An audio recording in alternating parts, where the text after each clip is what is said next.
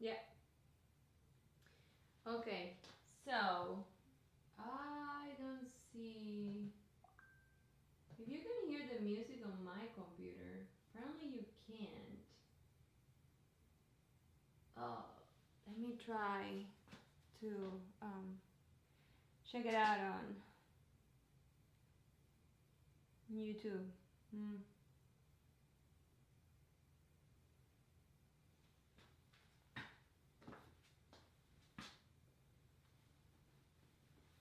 It's hot in here. Let me see. Artificial intelligence, 6 week online. Okay, live now. Let's see how's the audio doing. Mm,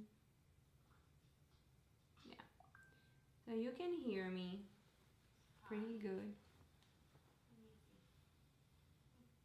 Yeah, so that's good. We are good to go. Hmm. Yes. Okay. So, hello to whomever is here. I'm gonna be playing music, and you are free to request whatever you want. And let's get this party started. In the meanwhile, I'm gonna play some. I think I'm gonna play. Oh. Hmm. Some Spotify music. Anyway,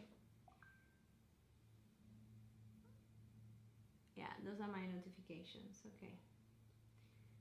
Welcome to Sandra Salem Art Studio.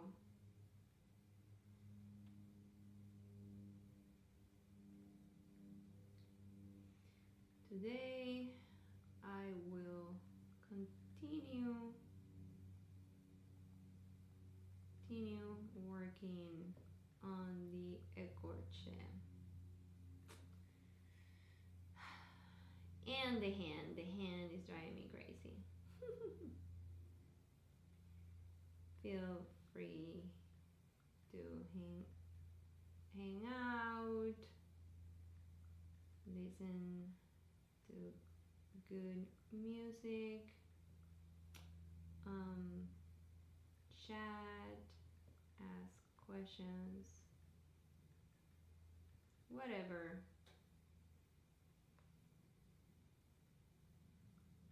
you feel.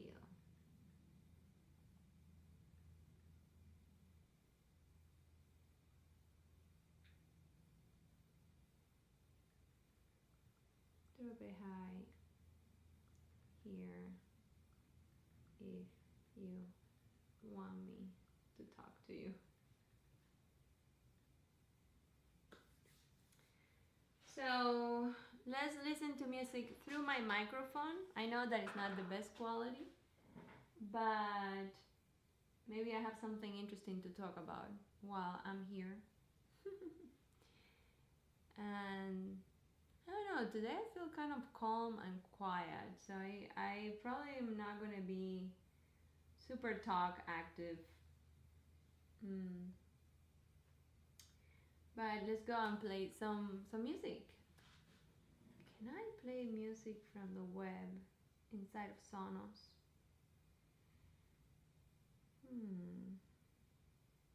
Let me see, because it has like an add option here.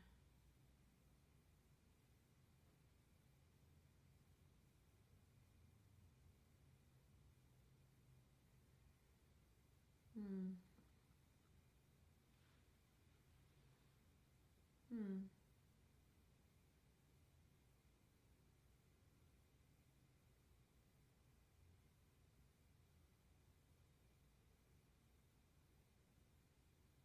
Hmm.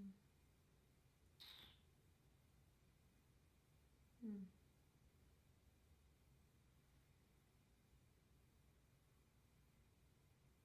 Oh, interesting. We have Libby here. Oh, let's add it to Sonos. I have a couple of books from Levy. That would be also cool to listen to. Yeah, that would be cool. Yeah, usually in the past I used to listen to audiobooks.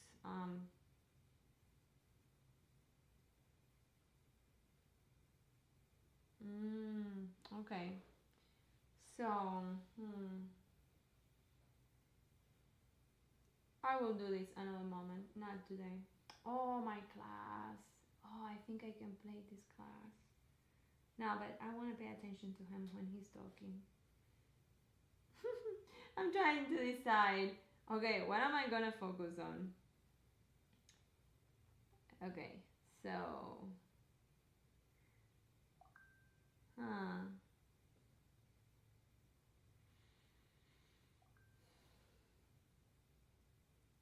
Mm, mm, mm, mm, mm, mm, mm, mm, mm, mm, mm, mm, mm.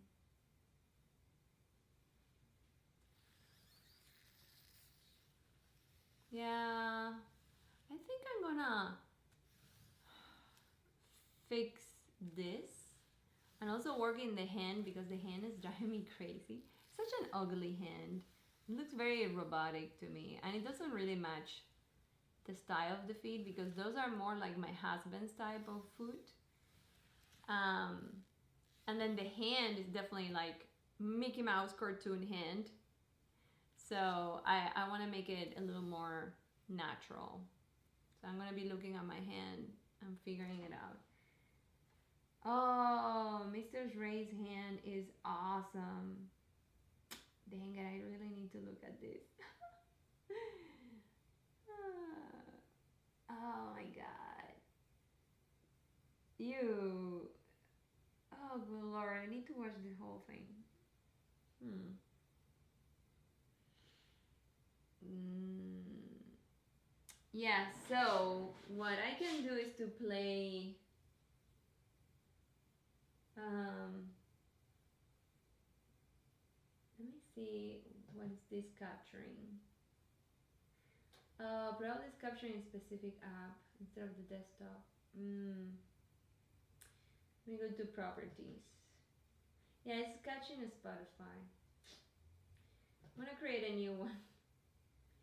I'm gonna create a new audio capture device.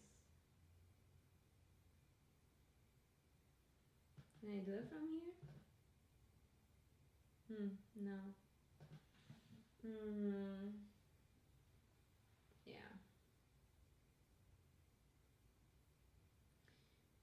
Properties.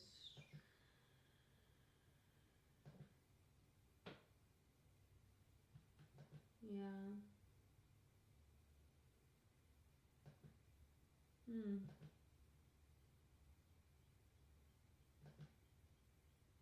Hmm. Well, I guess this is not gonna be recorded. I will have to delete it, but I'm gonna pay attention to. Okay, in this session, what we're going to be doing is basically finishing everything up except for the skull. And there's a reason why. The skull's kind of tricky to do and make. It doesn't matter how professional you are, the skull is something that you really have to take your time on.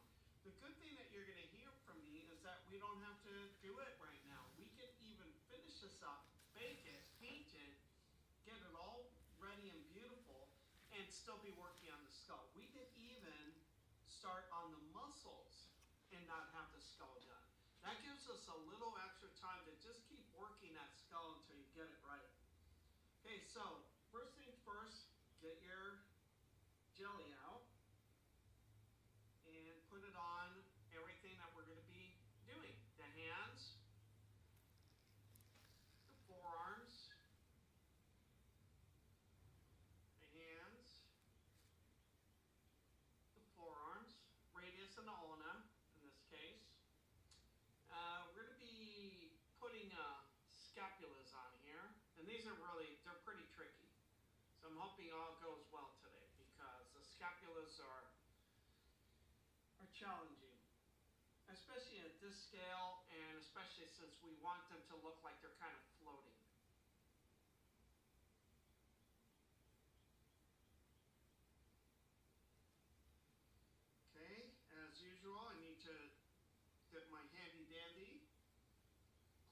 device and try to clean my fingers.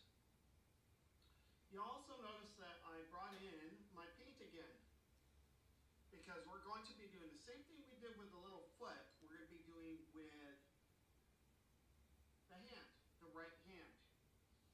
Okay, now, just to remind you, what we did was we took a little tiny bit of this watercolor, remember cadmium red light, and we went over the toes, and we're going to be doing the same thing with the fingers. By the way, guys, this book is really good. I was amazed. I was like enjoying it so much. Really good beginner's introductory book to painting. So, yeah. Just to get us used to what we're going to be doing and reminding you of what we did already. There, like that, and that looks good. So I'm looking at my hand, I'm getting a feeling for it. And I know that you want to see what I'm doing, right? But it's hard for me. I don't know if you can see, yeah, from that angle. I really pushed that. So. And then that way I can match the hand. So I want to make sure that this is finished. Plus, the other thing I'm doing, everybody, and you can do the same, is kind of cleaning up the toes a little bit if you look a little rough.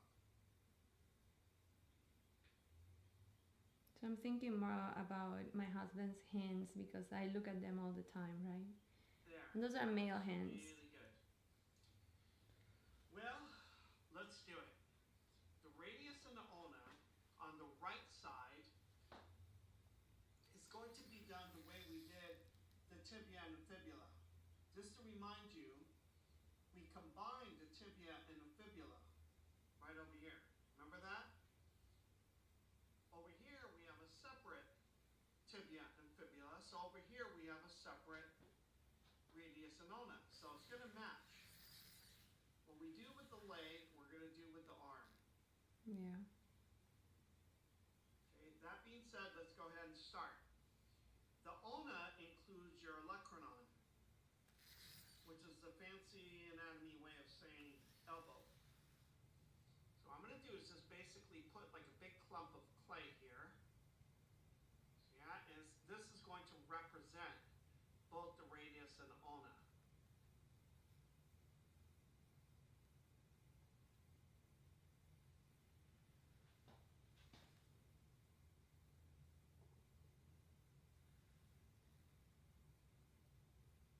Like that. Do you see that? I just don't want you thinking I'm doing anything fancy. It's really kind of clunky at first.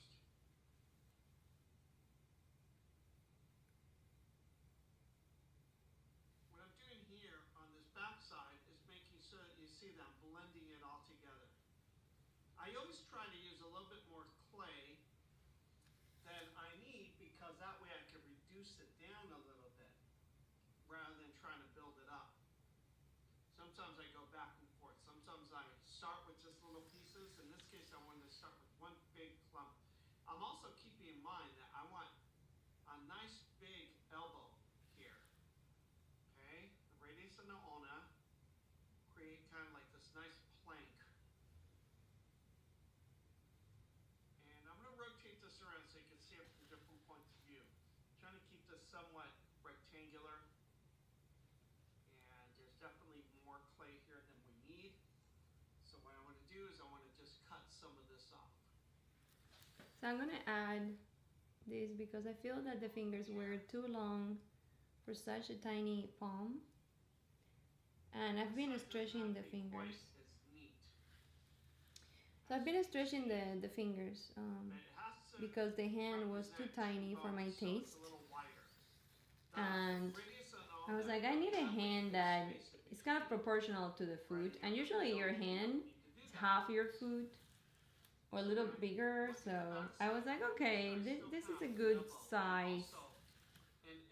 And it also gives us a little more of that sculpting feeling.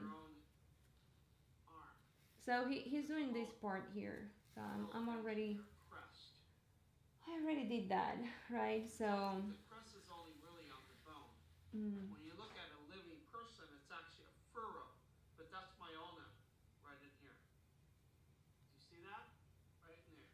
Yeah. Separates the flexors from the extensors. Mm-hmm. This is the elbow. I'm going to keep these somewhat neat, but not too neat. About like that. I always think of kind of like the Rodin version of a neck crochet. Is about all you need. Nice and rough, but still really stable and beautiful. So that's what I have here. I feel. And it looks pretty good.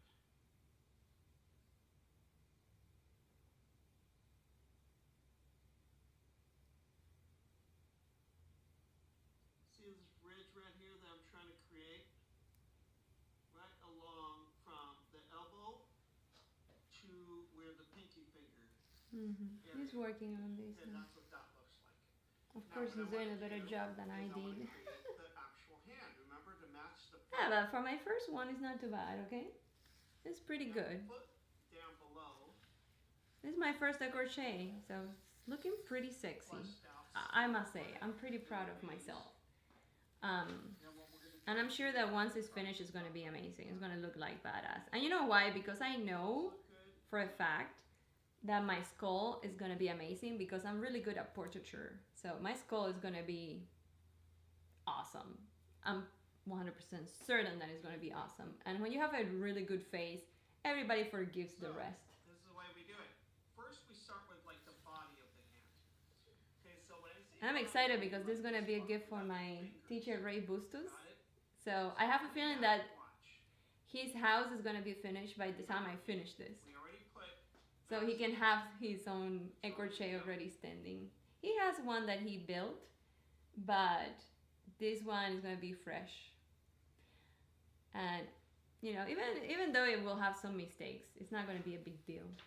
trying to stay I out don't think he's going to bother too much with my mistakes. My fingers are big, my hands are big, and this guy's hands are really tiny. But you can kind of see that I'm doing the palm of my hand here. I'm going to put some clay behind it as well, because you'll notice that the clay is pretty sparse back here. So what I'm going to do is try to fill this out as well. So This is a very it's going to be really enjoyable activity, I'm going to say. and it'll make it a little easier Even though it feels kind of pointless to do it in terms of the time investment, because I can but you get use so much out of it. this point.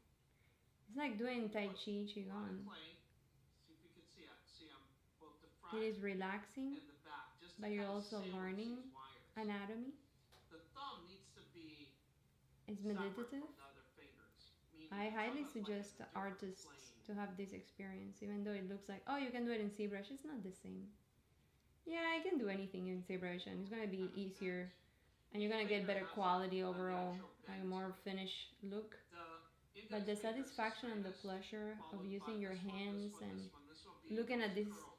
three So you'll notice three-dimensional piece, the classic that's its artists own will universe. always That's just like exaggerate what each finger beauty does. on itself, right? So it would, instead of doing this, it would actually exaggerate the curl of the little finger Mm. and the straightness of the index finger. Probably he's gonna fix Instead some of things doing once he something like gets this, it. you would do it like this. Debussy. You wanna listen to Debussy? Okay. Okay, let me see Debussy in Push into the Spotify. wire. Do you see the clay? I'm trying to push through. Push I was through. trying to find your name on Spotify, but no, it's not there.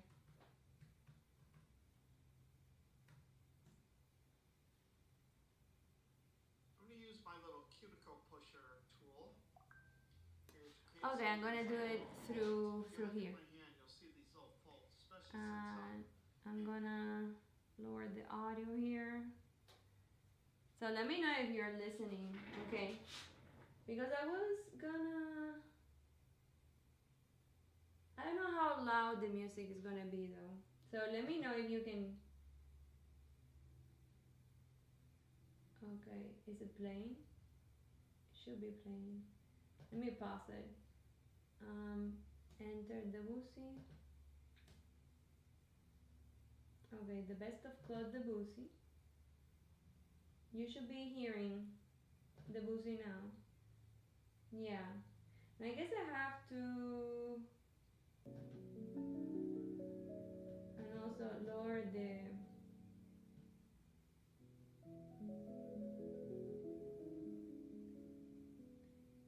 What about there? Yeah, I think you can hear me and you can hear the music.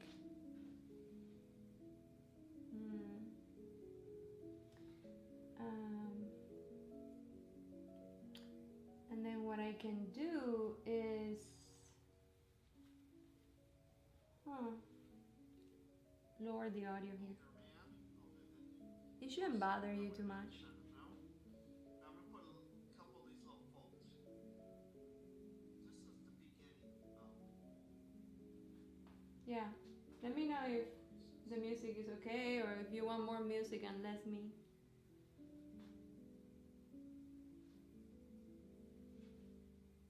Indentations, folds, creases. There's another one here, like that. Do you see what I'm trying to do? Mm-hmm. Just create like little creases. Yeah.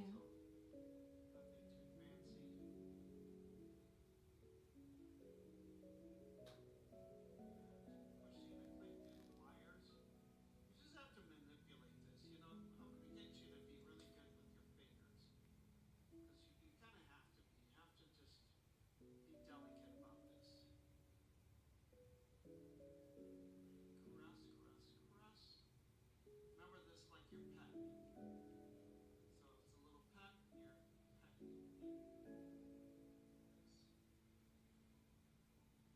Yeah, I definitely don't like this song. This song looks Big kind of, bump yes. there. I think I can hide it with clay. Mm. And I think later on it might disappear, but I am not sure. So I'm just really hoping with a bunch of clay. Make sure it doesn't get in my work. So I don't have to change a lot.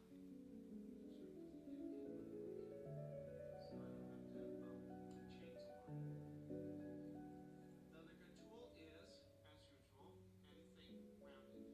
And I'm going to go in between each finger. Notice I haven't done any fingers or thumb yet, right? Mm-hmm. Mm. Because I do those separately. Yeah. Look to see if this is in fact what you Is the want with music your good? fingers. Look at what I did with the hand. I'm basically kind of doing something like this. I'm going to curl the little finger. Notice that I also have more wire than I know I will need. Because I So can the way take that that the finger music is going right on now is that you can hear it, but I can't. So I can focus on my The training other here. thing it's missing is thenar prominence right in here. Yeah. Thenar eminence right in here. And you know what? Put a big pat Well, on no. those. I So don't that make have it look like like you're doing a complete drum hand. stick. Hmm. That big old drum stick. You see that? Just full, meaty. You don't have a little spindly drumstick for lunch. You want a nice big juicy one. So let's put a nice big one. It's equal lesson to lesson how much we get done. I'm going to make you really productive.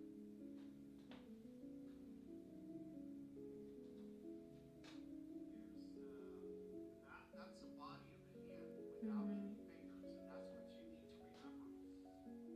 Interestingly enough, this is also how I teach how to draw the hand. Is do it in sections, like the body, and then the fingers are drawn separately. It's amazing how much of a help that is to my students in my finger drawing classes. Hmm.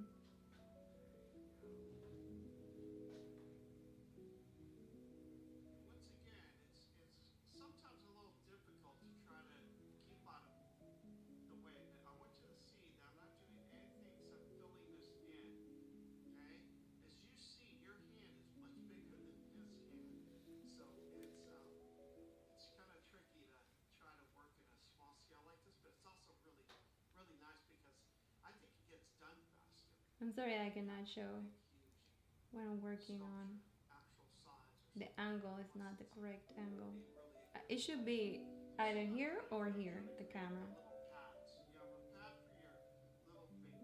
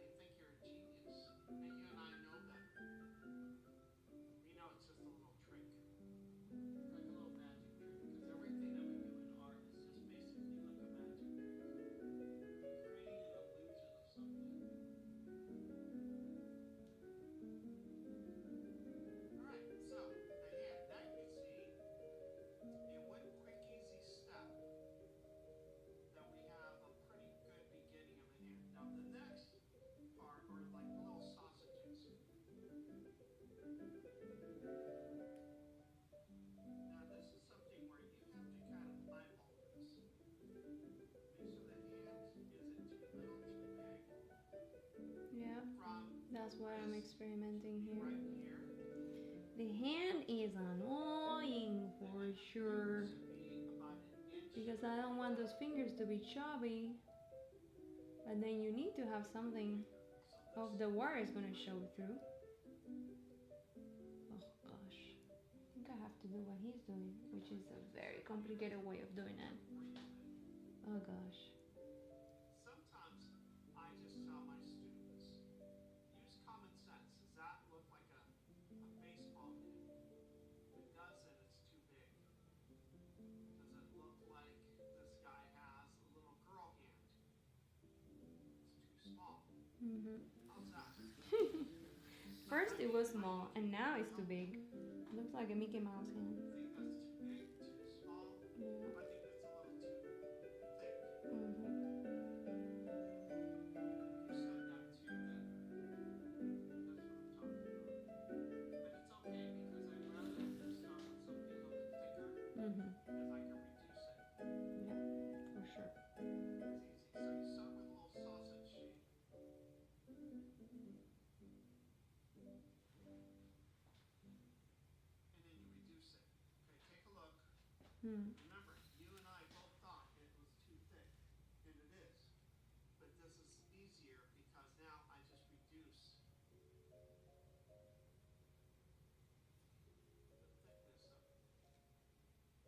How do you like that? And that's enough. You know, you don't need to go crazy with these things.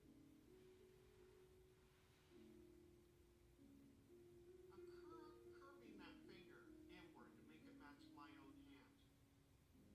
Curve, curve, curve, straight. Middle finger straight.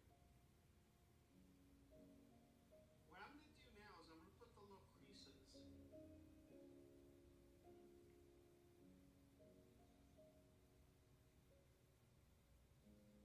Remember, you have a model at the end of your arm. Use it. You don't have to hire anybody. Just use your own model, for God's sakes. There. Does that look good?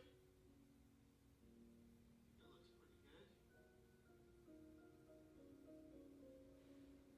I'm pinching out where the knuckle will be. I'm just pinching, pinching, pinching, pinching a little bit. Even starting with what appear to be like little tendons. Because in this particular case, the back of the hand isn't all that visible. I'm not going to spend as much time as I do with some of the crochets that I do, where the hand is very visible on the back side. I'm going to leave it kind of like this for right now. Oh my goodness. He has a broken finger. That's so ugly. Oh gosh. And this is like the finger that never was able to grow. Yeah, we need to extend you. So now it's the middle finger, which is going to be too short if I only use that much clay. So I'm going to just take more clay. Okay, let's extend this baby. Your finger's too long. And if you're thinking that, if you are, you're right. Shorten that up a little bit. Oh gosh.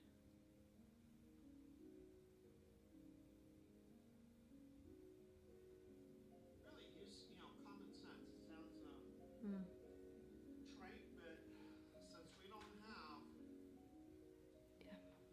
like a little tiny version in your room to help you make this, you have to just use common sense and just look. Keep looking. And when something bothers you, that means that there's something inside you telling you it's not quite right. Yeah, this is the way I work. I just go detail, like small, and I keep building on top of it. Tiny little, almost I hope you can. barely visible, tiny things that over time they make it look good. And that's how I work. I just go here, and look like a crazy thing, laser. But eventually, it turns out good, and that's the way I work. Some people, they like to do the whole thing, and they do a first block, and then a second stage with the medium forms, and then the third stage with the This is where you really have tertiary forms, and then they go deeper and deeper, but they do it by stages because they want to make sure that the whole thing is working. For me is a little here, a little here, a little here, and I jump all around. Other people, they like to start somewhere and they continue growing like that, expanding. Some people like to start here and then they expand down.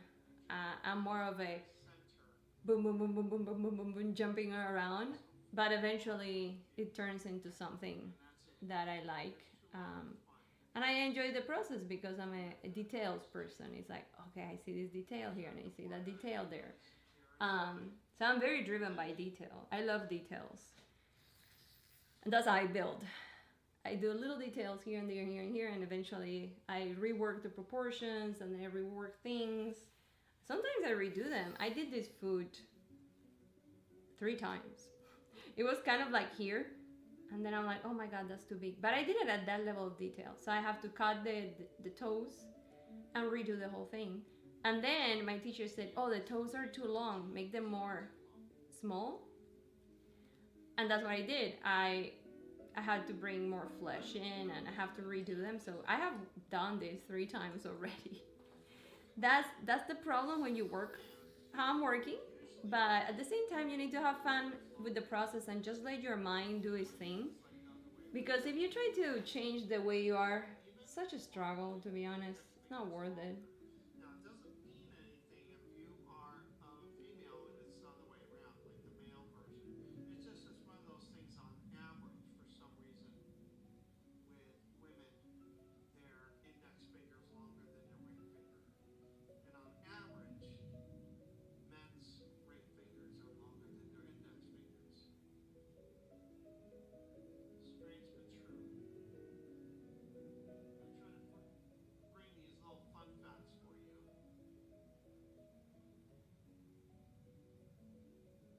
Okay, so you rotate this around. You can see that the finger from this point of view is all broken and wiggly.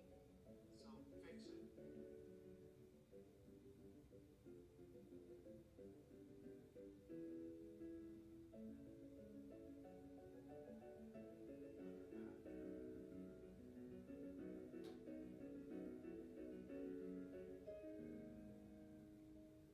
I'm also kind of trying to fix the other finger because it got. I gotta say, I'm going slow, but at the same time, I'm surprised how much I have advanced having these little pockets of time doing art without the pressure of doing a masterpiece, more like just do a piece.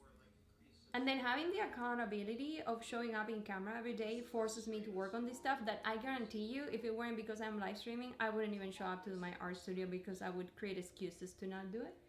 So thank you for being here because even if only one person shows up, or even if even if it is only me one day or every day, I still see it as maybe somebody is one day interested in seeing the process, and sometimes it's just showing up. You know, it's just like I'm gonna show up. I'm gonna show up. I'm gonna show up.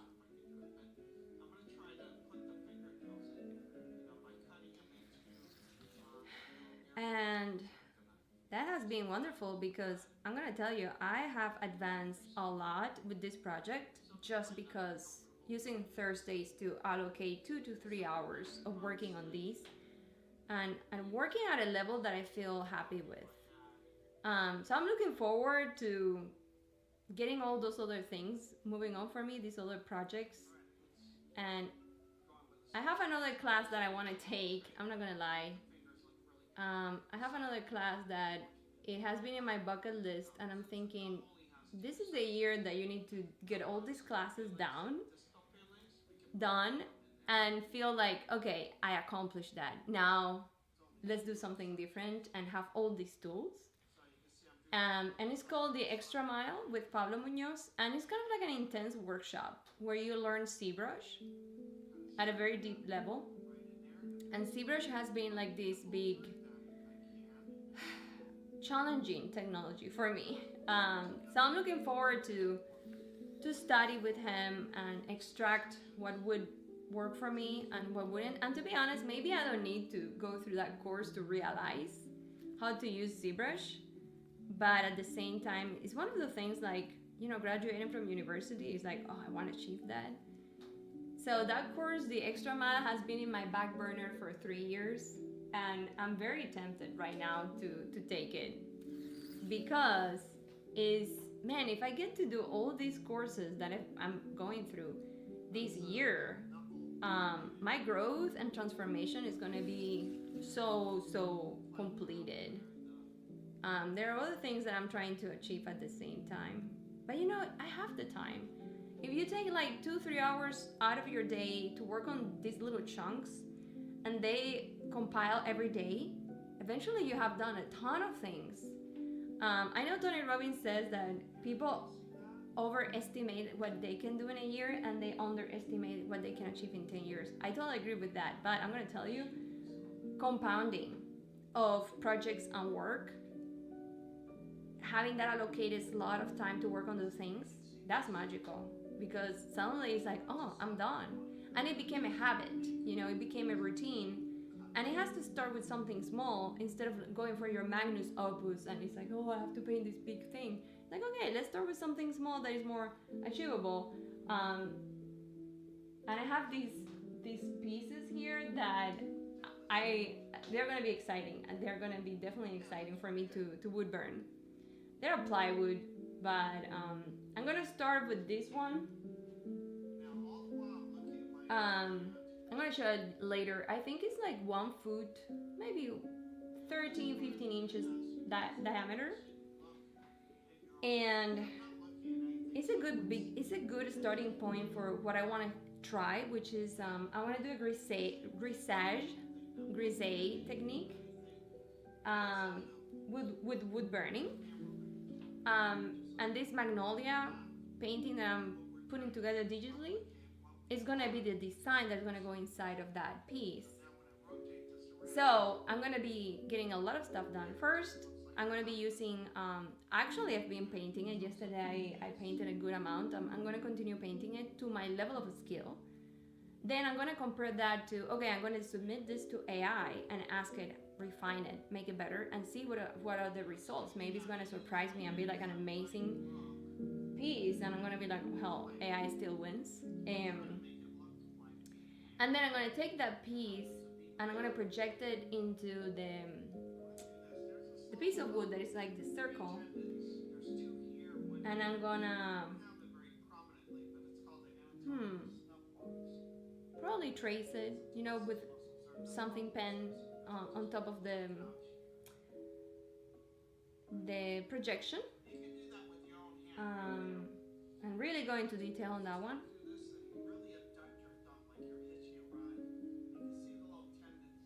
Yeah.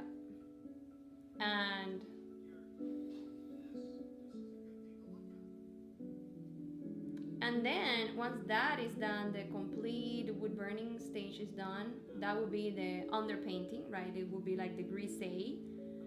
I'm gonna put a layer for separating that and being able to paint with oil paintings like veils, and kind of build a little bit of color with oil painting on top of that. I think it's going to be super interesting, and it will allow me to buy colors. I'm going to buy the colors specifically for this piece. That's going to be super interesting because you already have all the grayscale, all the values, work, contrast, and you know that, okay, in terms of values, that is done, that piece is done, is working. And then add color on top of it. So I'm looking forward to it. It's going to be super exciting to see, well, is this going to work or not? So it's going to be a really interesting experiment for me. And the thing is that I feel a little bit of, I need to finish this before I move to the next thing, because of the accountability of people showing up and being like, hey, what happened to that piece, And I also need completion in my life. Finishing cycles for me is kind of hard. And I need to see something being finished, even if it took some time. And I don't mind it. Right now in my life, things are I'm still in a learning process.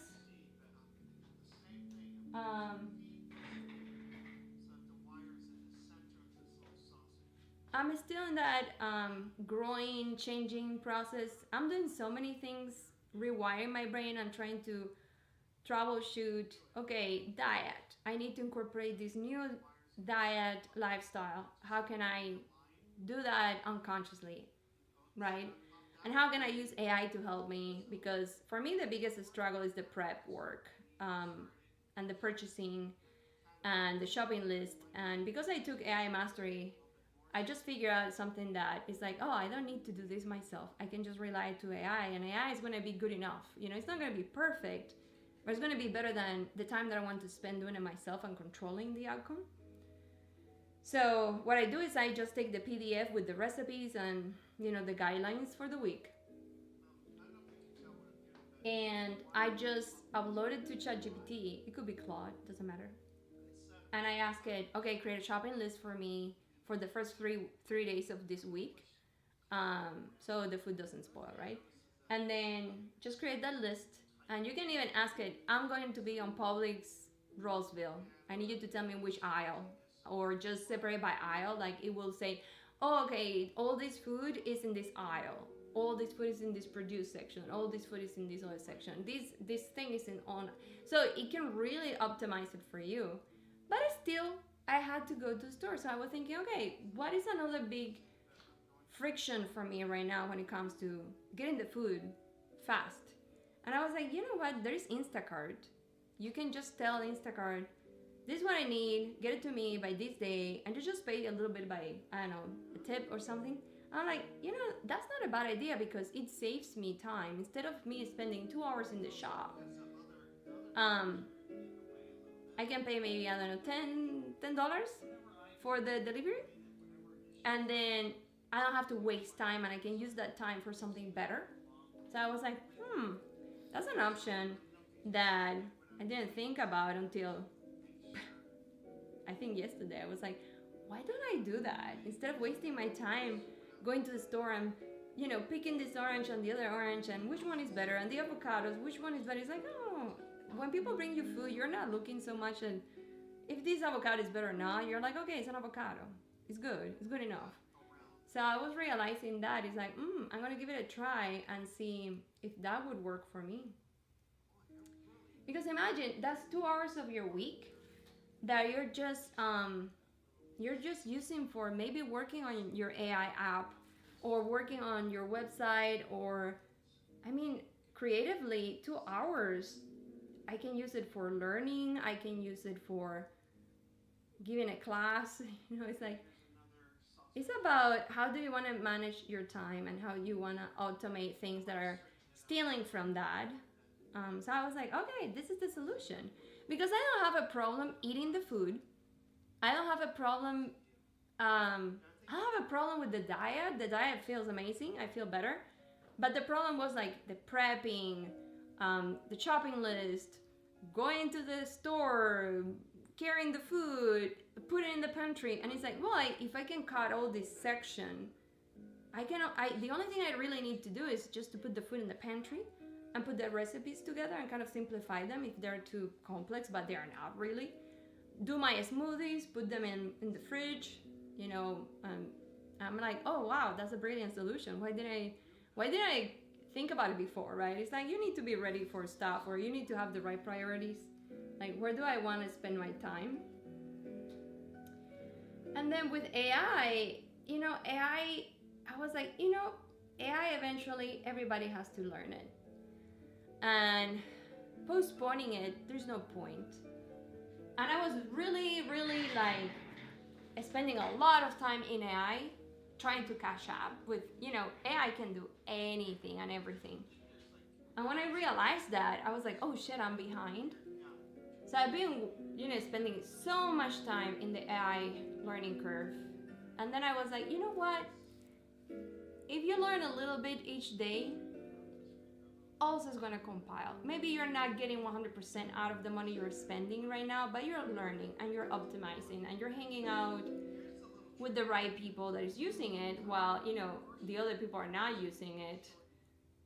Who do you want to be? Do you want to be the person that is using it a little bit, or you want to be the person that is not using it? I'm like, okay, I'd rather be the user that uses it for specific things. And that helped me also a lot to kind of release the anxiety that I was having with AI, because I was like, oh my God, this feels like my entire life now is going around AI trying to learn and understand it. And it's like, no, you need to take it easy. You need to have pockets of happiness, doing art, slowing down, doing Tai Chi, Qigong, and spirituality and all this stuff, and art. You also need to enjoy selling, making money, right? Um, and AI can assist you in solving those problems. So I was like, you know what? It's not that big deal.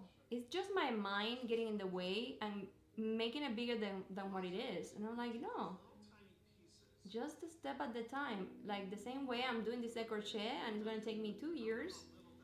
It's like, yeah, but in 2 years it's going to be done. And you can move forward with your life and do something else. And you feel the achievement of, and I did that, I did that. Nobody did it for me. And then with the ZBrush course, I know that it's going to be like super in depth, and sometimes it's going to feel overwhelming, like, oh, should I learn all this and remember it? And then it's like, no, you just need to have an idea, and then AI is going to tell you where to go. AI is going to tell you where to find it. You just need to have exposure and understand the major mechanics of things, but you don't need to remember every button, what it is, what it does. It's like, no, you're going to probably end up using a couple of buttons. And the technology changes so fast anyway that there's no point. Oh my God, his hand is gorgeous. Mine is terrible. Mine is like the hand of a caveman, and his is Renaissance. So beautiful. Well, I guess he will have to stare at an ugly hand then. That's what I got. I got an ugly hand for you, Mr. Ray. So yeah.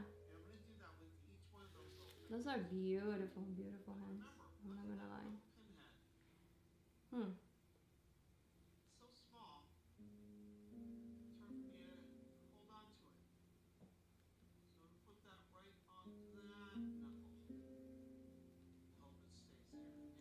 And then my art. Right now, I'm going back to art in a way that is playful and enjoy. I enjoy it, and I'm just spending the time. Like, oh, I'm really enjoying this, because business can turn art into another chore, and that's what happened to me when I was studying art to become a professional.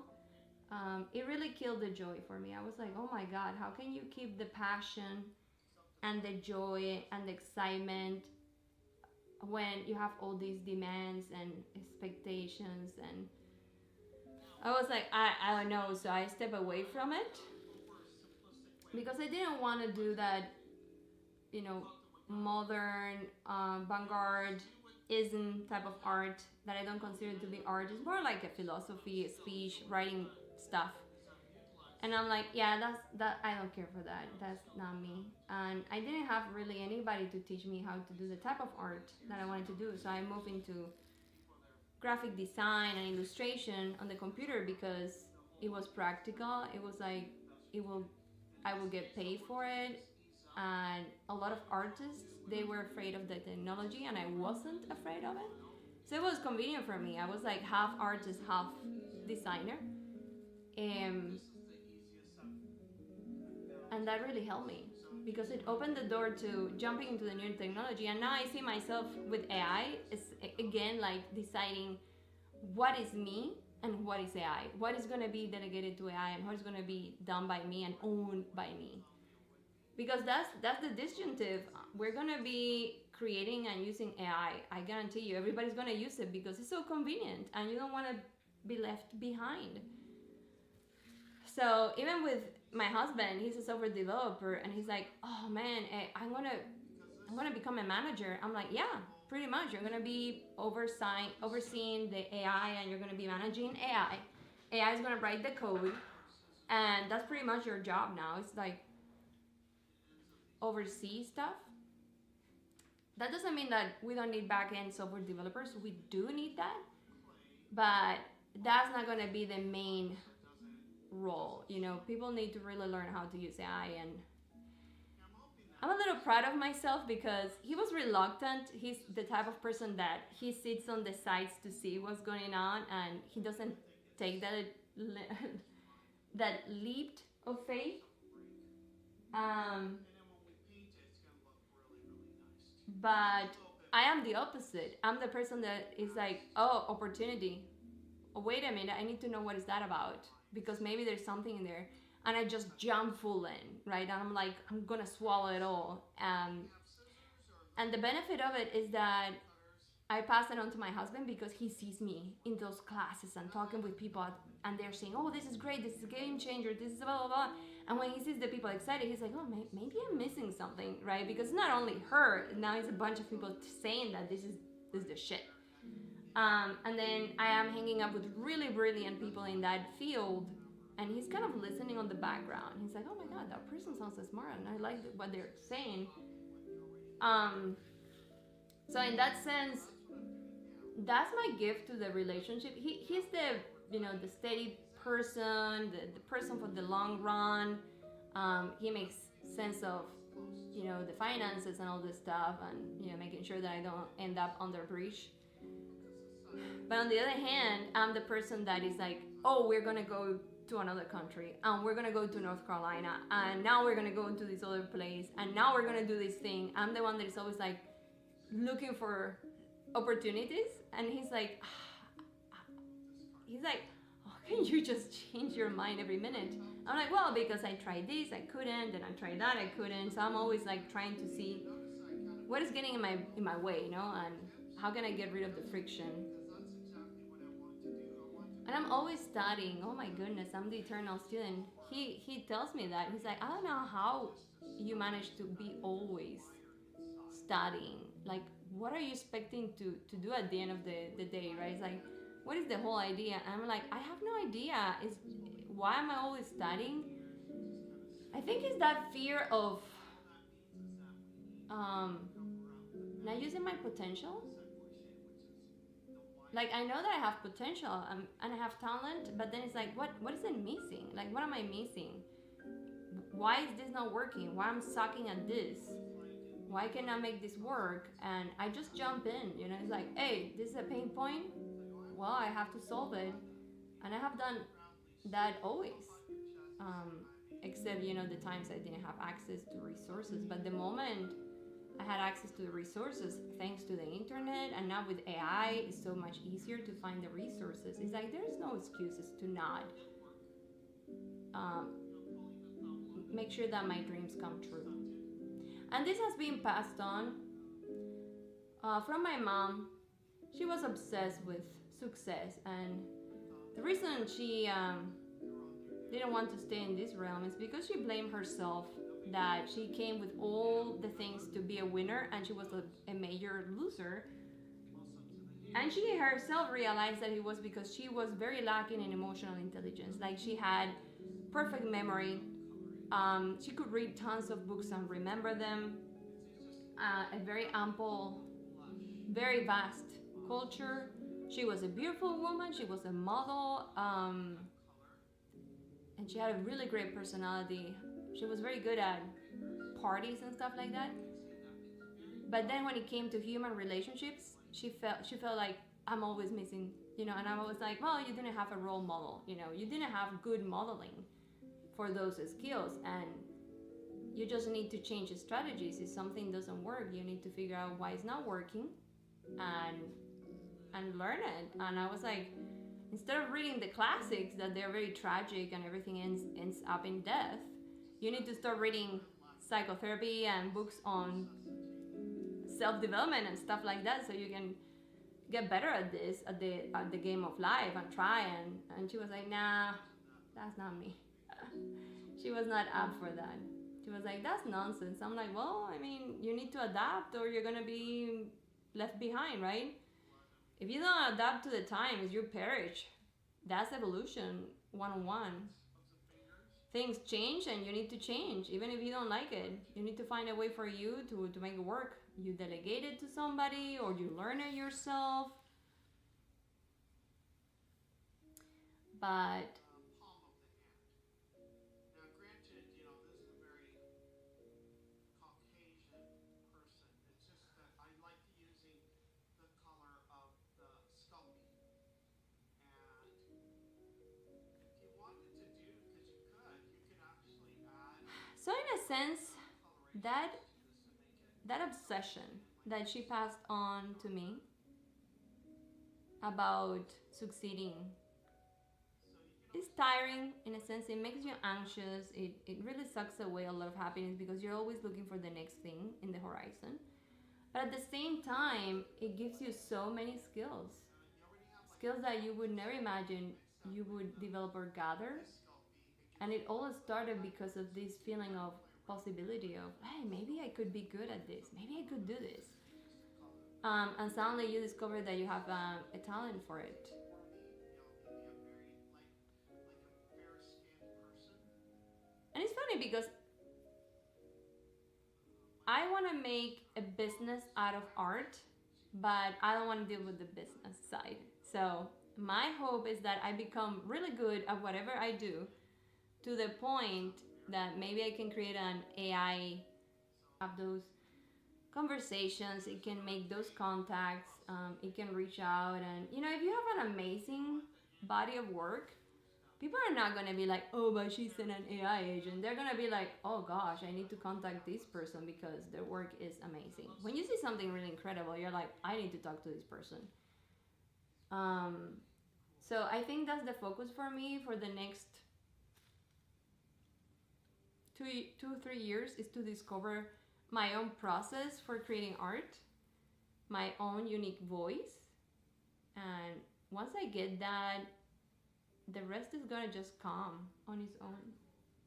Since I have this out, maybe I'll try a little bit more on the foot. Making it look more translucent and delicate. Both. But right now for me is the balance and allowing the time and space. For that little I just need a win, to be honest. Like if I can get some stable income through qigong practices, that is gonna really allow me to feel more calm, so I can explore deeper what I want to do with art. Because I know that I will have the budget to purchase the paintings, because the paintings are expensive. Not that I'm going, for the most expensive stuff, but pigments, they're expensive regardless. And if I'm gonna spend the time painting something, I want it to be with the best quality pigments, so it's not gonna deteriorate too fast over time. If I'm gonna spend hours on a piece, and that's my nature, I'm gonna spend hours on a piece. I want that piece to last as long as it can. I want it to be something important in collectors' place. But yeah, that is the idea. I'm sorry, I'm not listening to the music, so I don't know what is the music playing right now. I'm just listening to my teacher here. Okay, this session. I don't know how many times I have browsed. This side is a little easier because it's going to. Oh gosh, I feel like his hand is way too big compared to the feet. I feel mine is a little more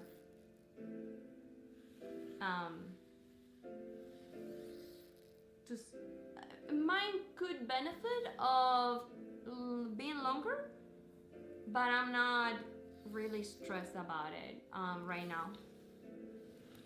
I'm not gonna stress too much about it because it doesn't matter.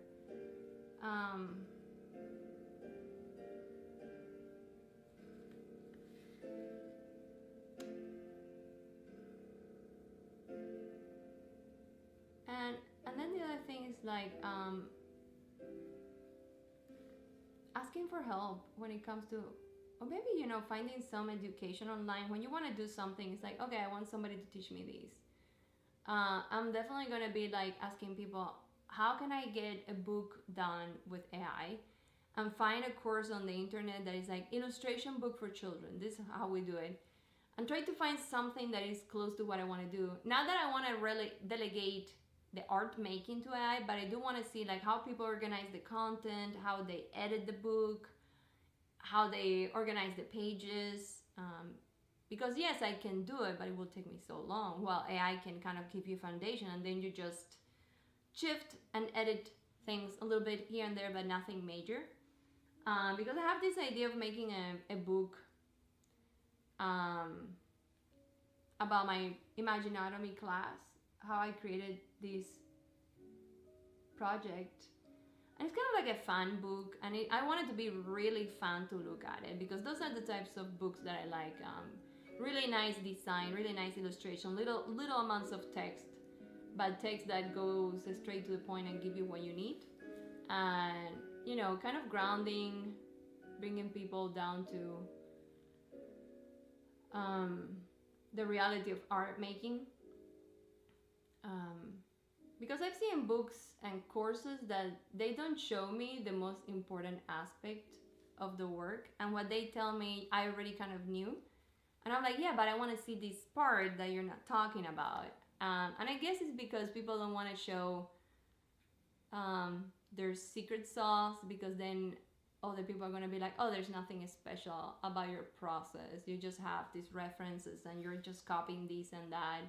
So I feel like a lot of artists, they don't share their process because they're afraid of people being like, oh, the magic is not there anymore. Once you know it, it's like, oh, there's nothing special about this person, you know. And it's true, majority of artists, they use tools. And even Picasso said it. He said, if you knew my references, you would see that there's nothing brilliant about what I put together, right? If you see the basis of what make me get to this concept, you wouldn't be surprised. You would be like, oh yeah, that's kind of obvious. So artists were always very reticent, kind of like recipes. They were like, I don't want to show my secret recipe to other people to steal it. But with the advent of the internet, a lot of people, they're just givers, and they go like, yeah, this is what we do. You know, this is what it's all about. And I think it's great. But I do realize that, yeah, I mean, some people are going to be like, kind of like it loses the magic when you see, oh, well, there's nothing special about what this person is doing. It's like, yeah, but somebody is spending the time to do it, right? That's the value. Somebody knows what to do and they're doing it, while you're just sitting and complaining and criticizing other people's work. Try to do it yourself. Maybe you will find out that it's not as simple, or that it takes a lot of energy. To create any piece of art, it takes energy and time. And you pay for that energy and time that somebody spent. Problem is that these days, big companies, they have accustomed people to get it all for free, right? And the moment they charge, people are like, oh, I don't want to pay for this. And it's like, well, but if you're using it and it's making your life easier, shouldn't you pay for that? I'm not saying that paying outrageous amounts of money, but pay something, whatever you can afford. I think a student can afford $10 a month for ZBrush. They're not going to end up in the streets because of that. But then expecting them to pay $50 a month for ZBrush, that's insane. That's just like, no. They're students. They can barely eat. They're not going to be spending money on this software. And that's when I'm like, these people are greedy. And it's because they want the idea of, I want the high ticket sale, I want the companies that do video gaming to pay me a ton of money, and they're going for this market, but it's like everybody wants to go to that market. So I think it's kind of unfair and also stupid, because you're losing, the future generations are not gonna use ZBrush because you didn't make it affordable to them. And that's why Adobe is always in the wind, because Adobe is like, oh, I'm gonna give you these, they give it to the schools for free, right? To the students, student license. So the students get accustomed to Adobe ecosystem, and then when they graduate, that's all they know. And of course they're gonna pay for it. once they graduate, because it's like, man, I only learn Adobe. I don't want to go. Some people do it. Some people are like, I'm going to go to Affinity, or I'm going to go to all this free software. And you can do exactly the same, pretty much. With the free software, it's just the some features, learning curve, and user experience is a little wonky, but you can still achieve that. But these companies that they charge you so much money is because they want to. They know that they have a high value product, and they only want the big players in their paycheck. They're like, yeah, I just want Disney and Pixar and Netflix and all these guys to, and the video gaming companies, of course. So I don't know why I'm so obsessed with ZBrush. I think it's because in my mind I associated ZBrush with this big challenge for me. That if I'm able to nail it, I'm gonna feel accomplished, like a university title. It's like another belt on my waist. Here is my badge of honor. ZBrush is such an annoying software. It's so complicated. And I'm like, yeah, I do want to spend the time. I do want to spend the money learning it. And then probably I'm going to use just a little amount of what it offers. Because it's such a robust program. It can do many, many things. And I'm not going to be using it for those things. I want to use it mainly for art creation. And some people would argue, oh, but you can use AI. Yeah, the problem with AI is that eventually we'll get to the point that whatever you tell it, it's going to be able to do it just by telling it. But right now AI is not at that point. You still have to manually go and fix things and kind of go back and forth, and it's kind of annoying. And I don't want to spend the time like that. It's like, hey, if I'm going to spend 2 hours, I can do it myself in 2 hours, or I can be going back and forth with this stupid AI. It's not its fault. It's like it's not being designed for certain tasks. And those are like the main tasks that you do again and again when it comes to... I need to look around. Maybe there are better AIs doing that. But for the casual user, these are not AI for graphic designers, artists. These are AIs for casual users that they just want pretty images, pretty much. I don't know Midjourney these days, but I was so not happy with Midjourney because it couldn't really do what I wanted it to do. It was just doing what it thought it was gonna be popular or acceptable, but it didn't give me what I wanted. So I was like, yeah, pretty cool and creative, but useless when you want to be in control. And I've been playing with Rolesville. I need to see if there's an aggregator that's going to be more for graphic designers and artists. That is not Midjourney. Midjourney I cannot stand it, to be honest. People are like, oh, look at how pretty is Midjourney. And it's like, it's useless because it looks like Midjourney. So if you go and paint that, people are going to be like, oh, Midjourney. They're not going to be like, oh, that's Sandra. They're going to be like, oh, that's Midjourney. So that's my problem with not defining your own processing of how you observe the world, because you are delegating that expression, that observation of interpreting reality to something that resonates with you and finding your own voice. You're delegating that to AI because it's convenient. You want to get the wow factor result, like, oh, I want to have a good product. But it's like, yeah, but everybody can have that product. Everybody can prompt it and get exactly the same result. And I have seen these with people in crafting communities that they felt that they weren't good at creating and they wanted templates. So they have been using Midjourney, and it turns out that it's kind of sad when you spend the time wood burning something just to realize that another crafter would burn exactly a very similar image, the same style, the same composition, the same thing, and they did it in different computers. They didn't know each other, but then they confront and they're like, oh shit, we have the same thing. Yeah, because you use exactly the same tool that it mainly did the whole job for you. In the things that I did manually, they stood the pass of time way better than the things that I relied too much in the computer effects trends of the time. And in the moment, I was like, oh, this looks so cool and awesome. And 20 years later, you look at it and I'm like, oh my God, that looks so 90s. Ugh. Right? It's like, oh, that's not even me. That's a trend. So I learned my lesson. I was like, oh boy, the tool really makes a difference. The process makes a difference. And you need to come up with your unique process, your unique way. And with me, I don't have really processes or of ways of doing things. I just do. And still, I have my own flavor. Like people that see my work, they can see a pattern and they're like, oh, that looks like your stuff. That's definitely your stuff. Even though it's a different subject, different colors, different tools, but they can still see that, oh, that has that element of her, because the more raw the ingredients and the more you have to process, at least in art.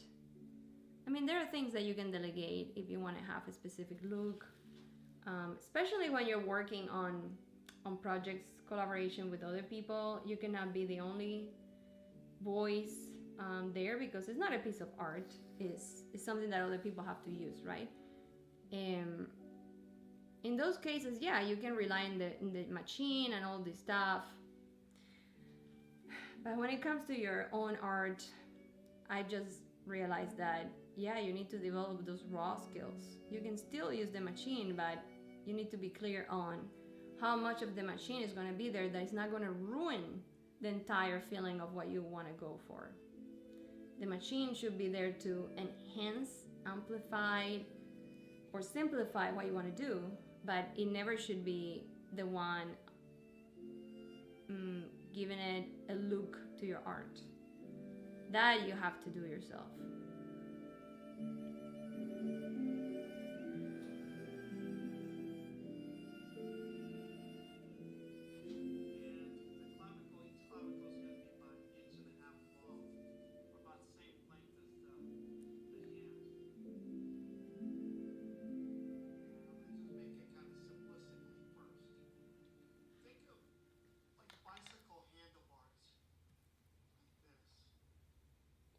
Okay, he's already going for the clavicle, and I'm like, oh, I don't want to do the clavicle yet. Please, no, I want to be done with this part, the hand. I want it to feel good. I don't know how much time I have spent in the hand. That's my fault, though. That's my fault.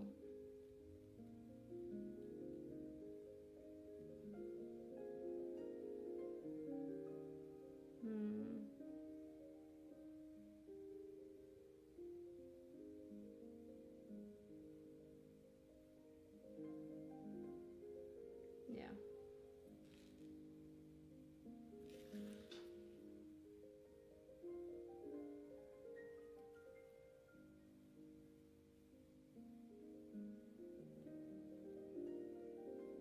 I don't know what time is it, my goodness.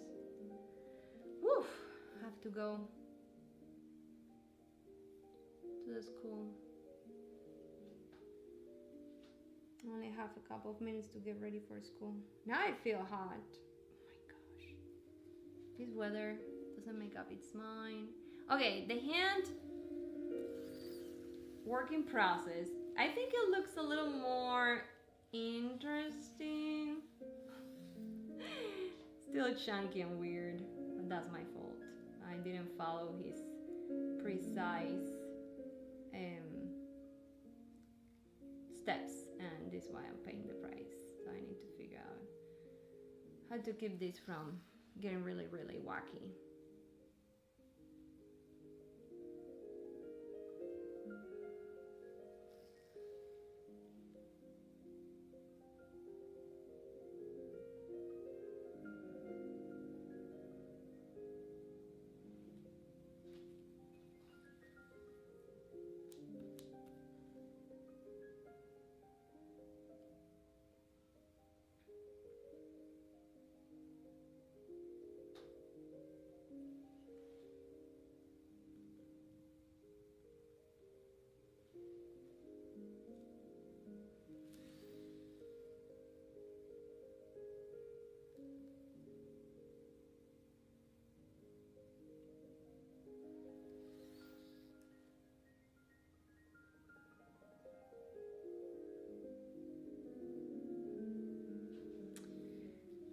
But yeah, I'm trying to get my hobby into the Claude courses because Claude is, I think, is the most robust one to learn. To be honest, you can do anything with Claude.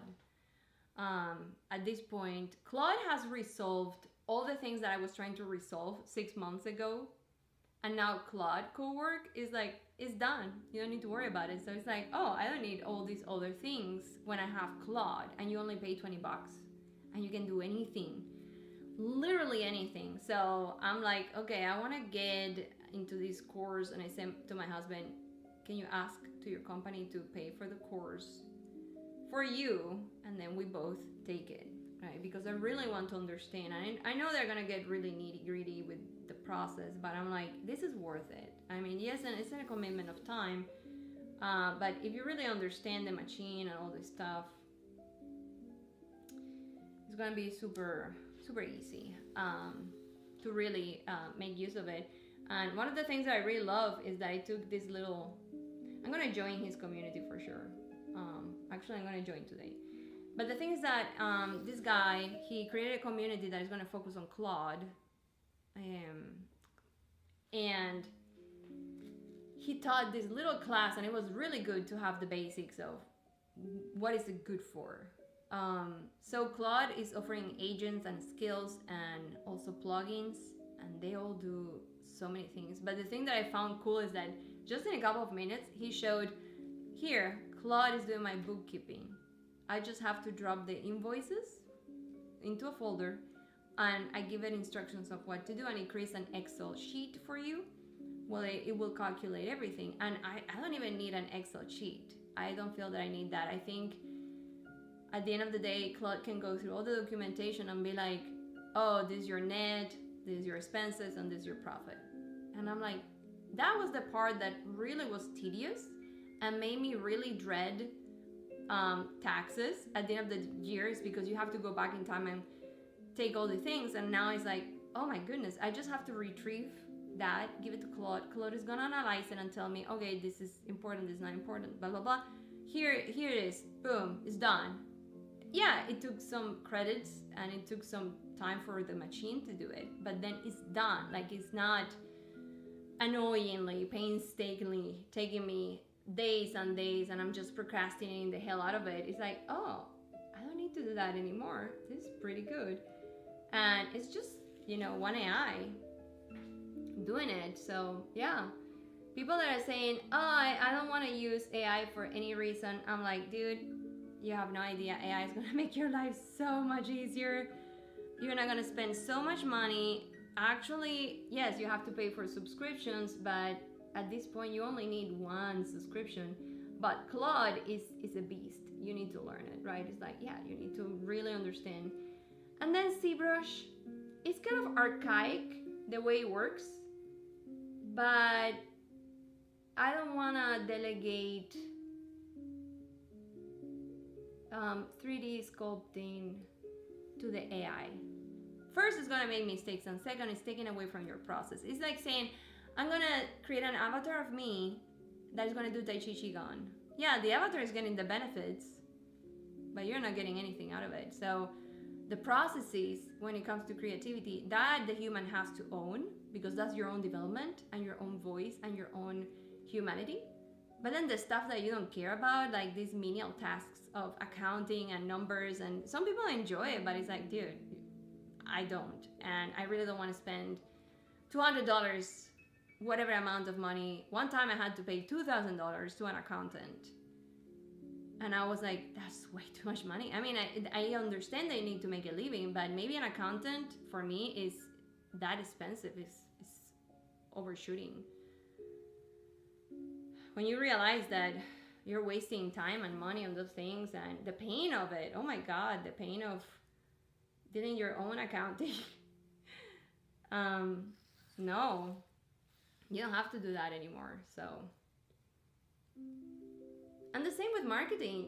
It literally, you can have this subscription with agents, and you train them, which is super simple. It's not really complicated, and they can go out there and create leads for you. They can find you leads.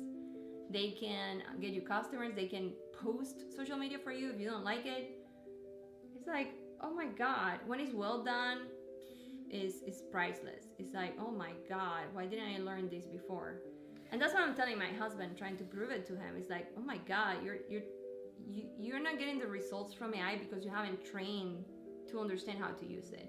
That's the problem. The problem is not the AI. AI is not stupid, but you need to understand what each one is doing and how to help it to do a better job, and how to create like a restriction and container for its knowledge. So if you want very specific things, it's not going to go into the internet and find some crap for you.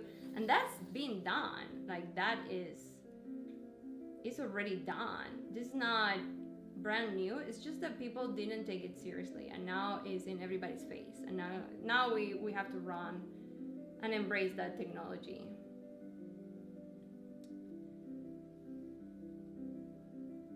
But many of the problems that people are facing is because they don't want to embrace the technology, pretty much. They're like, oh, well, everything sucks and I cannot do anything about it. It's like, no, you can do something about it. Learn it. And once you learn it, you can really improve your business. You can improve. I mean, there was this guy. I really love what he did. He created a custom GPT that you will feed your curriculum and your worksheet and professional life and resume, and it will go based on that. It will go to LinkedIn and all these places, Indeed and all the stuff, and it will find jobs that you would match. Instead of you spending money and time and hiring somebody to write it for you and all that bullshit, pretty much you just created this machine that it goes on the internet to find you jobs, and it says you should apply for this, for this, for this, for that. And I was like, why didn't I think about that? So people are very creative with, how can I use AI to solve this problem that I'm facing? In a sense, we're gonna all become engineers. We will have to think about what is the problem that I'm having and how can I build a solution. And it is doable because you just need to talk to the machine. I use this program, Lovable, and you pretty much type what you need and it's building a website and app based on your instructions, and it's even working on the back end of the functionality. So you can test it online as an HTML, and you can test it and click on things and it will open stuff and it will show you information. I was like, wow, I mean, you can build an app just talking to the thing. That's sci-fi. That is like, and it's insane because most of the time when I think about, oh, I need to do something, it's like the dread of, oh, I will have to do all this work. And then I remind myself, no, you don't have to do all this work. Like, the machine is going to do it. You just need to know what you need and ask it correctly, and it will build it for you. And something that it will have cost you thousands of dollars, it will cost you literally maybe $100. And it's done. And I have a friend that I was like, you can create like a GPT that's gonna solve that problem. She was saying that handling emails was overwhelming, and then I said, there are agents that they do that for you. Like, you don't have to deal with emails ever again. They just do it for you, and they bring to your attention through messages. Okay, I have this email. I wrote a draft. Analyze it and tell me if it is good, and if it is good, give me the okay and I will send it. Literally, you have your own secretary for only like some money per month, and then you have all this extra time and you kind of calm your nervous system because you delegated most of the heavy thinking, and you can focus on your art. And I was telling my friends, like, guys, you don't need to overwhelm yourself anymore. You need to embrace the technology because it's here to help you. And they were saying, oh, we're killing the trees and we're using the water. I'm like, mira, the water and the trees are gonna get used. It could be for this thing or another thing, but somebody's gonna buy them, sell them. They're gonna make money out of it, with you agreeing or not. That's a fact. So if we're gonna destroy the planet and you decided to play the game of this reality illusion, this matrix, then make your life easier inside the matrix. Don't make your life harder just because an ideal of, I don't want to do X, Y, and Z. It's like, you know that it's going to be done, right? It's going to be done with you, without you, but it's going to happen unless you decide to go to live with the Amish. Yeah, in that case, you want to be impacting planet Earth, true. But if you're gonna live in this freaking society, because I can tell you, I cannot convince my husband of going to live in the forest with me. He's like not doing that. So if you're gonna play the game and be here, at least have an intelligent way of having a good life instead of just surviving. And that's what I learned with my community in Mind Valley. It's like, you don't have to survive. You can design your life. You just need to use the right skills. And I'm amazed at it. I'm like, oh my God, this is so cool. This is so cool. It's true liberation. True liberation. It's the freedom that I was looking for. And it is out there. Whatever you pick can be done. Whatever is annoying and you don't want to do can also be done by AI. Yes, it takes time to set it up. But once it's set up, it's just management. It's like going to your bank account and looking at the numbers from time to time. You don't have to do it every day. You don't have to be on top of everything. And the cool thing is that the agents, they message you, they talk to you. It's super cool. Like, they can talk to you through Slack, WhatsApp, whatever you choose. And they can tell you, hey, somebody was asking this, what should I say? And the more simple stuff that people ask, the AI is going to answer for you. So you don't have to even bother reading that stuff. So I was like, dang it, oh my God. Done correctly, that thing is amazing. It's really amazing. So it's a total mind shift. You really have to. And I think I was, in a sense, it's a curse and a bless. I was that little generation that knew what life was before technology, in the sense of, devices, internet, and video games. We knew what life was before that because we experienced it. And then we knew what life looked like when technology showed up and how it shifted things. And then we were kind of like teenagers, adults, when social media started going up. And now we're 40, 50, and we're in the AI revolution. So we have another big shift, right? And it's like, oh shit, like we got these two big shocking ways of dealing with reality, with all that entails. So we're the lucky ones, and we're also like, we don't have a choice ones, right? And the reason why, I stepped for several reasons into AI, mainly because it was the way to solve my tech problems. I was having all these tech issues and I didn't have help. I was by myself, and I was like, okay, the thing that is stopping me right now to do the things I want to do, which is connecting with human beings pretty much, and doing my art and just being a person, is a technology blockage, right? It's like, oh, technology is not helping me, this is too difficult, my brain is not in the mood for it, too overwhelming. Technology was also shifting so fast. Like, the new things are coming too quickly, because everybody's competing with each other and everybody wants to beat the other one. And then suddenly it's like, you open an app every day and there's something new in it, and you're like, oh my God, another thing that I need to understand. I just want to have my little thing, my little comfort that I know where to find it. So having that in my software made me resistant to all these drastic changes all the time, and not being able to find things when I needed to produce something, and suddenly it's like, why is this not working? Well, they change things around. So that pissed me off.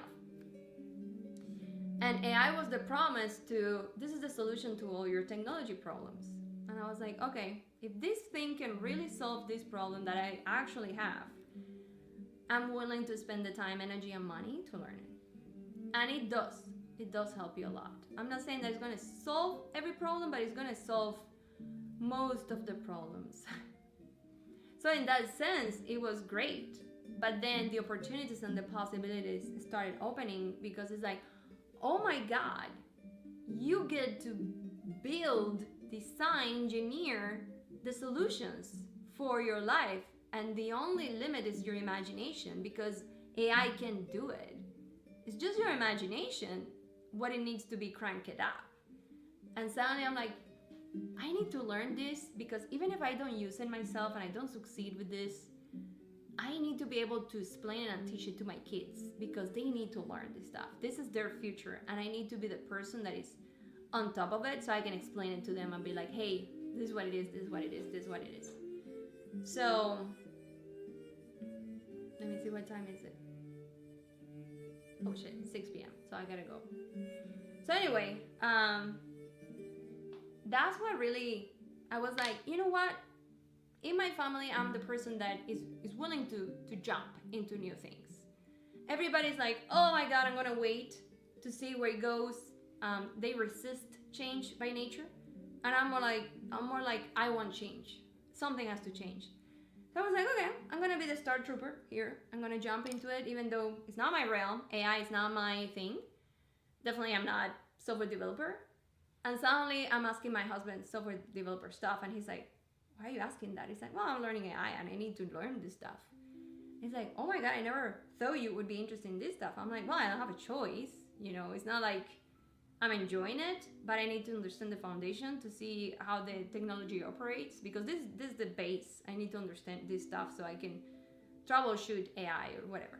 So I started being more digging in, and suddenly I'm having discussions and explaining people, well, AI is good at this, AI is not good at this. Oh, you need to do this, and they started to be more curious about it, like, oh, there are solutions. Oh, I didn't know that. Oh, I didn't know this.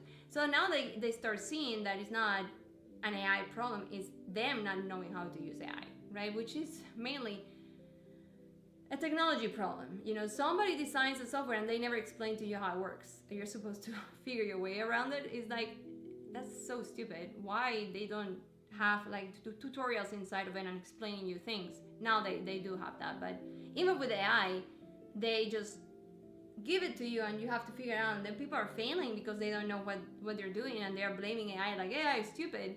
Well, nobody taught you how to use AI. I was in that bucket too, and it takes time to really learn it. So anyway, I'm gonna let you go because I have my Kung Fu class and then I have Tai Chi. Wake Forest has a school, people. If you want to go there, it's a wonderful school. The teacher has 60 years of experience doing this stuff. So he's the real deal. And he has classes. So look online for Wake Forest Kung Fu or Wake Forest Tai Chi. And he's the first business that will pop up in Wake Forest. And sadly, not everybody knows this. So if you watch this and you get curious, look for it. His name is Don Baird, and you can go to the website.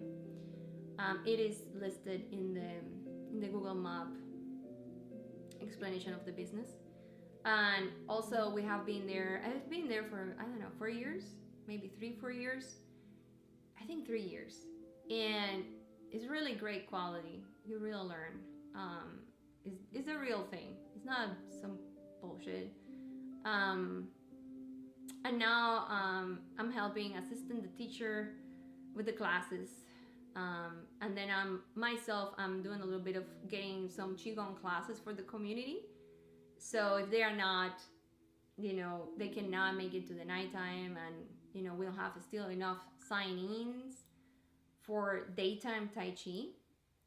Then I'm doing this thing to get it started and attract people and then have more students, because it's really great school, but we need to grow it up. And people in this section of North Carolina, they don't even know it exists. So I'm trying to show it to people, like, hey, there's this school and you should try it. Tai Chi classes are amazing, actually, and they're really good. Of course, Kung Fu too, but not everybody's into Kung Fu, and I get it. So anyway, thank you for listening to me and my blah blah blah. Thank you for indulging me, and then I will see you tomorrow. I'm gonna try to aim to 3 p.m., but to be honest, 4 p.m. is my best time because I get to relax after the meal and I get to chill a little bit, and then I can jump in to work on art at 4 p.m. And I already kind of went through that hump on the afternoon after a meal. It's like, oh, I'm falling asleep. So maybe 4 p.m. is gonna be a more sensible time for me. And usually I have this live streamings every day of the week, not weekends. So yeah, and look at this, my hand is definitely looking better. little chubby, but at least proportionally, it makes more sense. I still have to fix a little bit of this because it's too much. It's supposed to be less, but that will be done next time. Thank you, and see you tomorrow. Bye.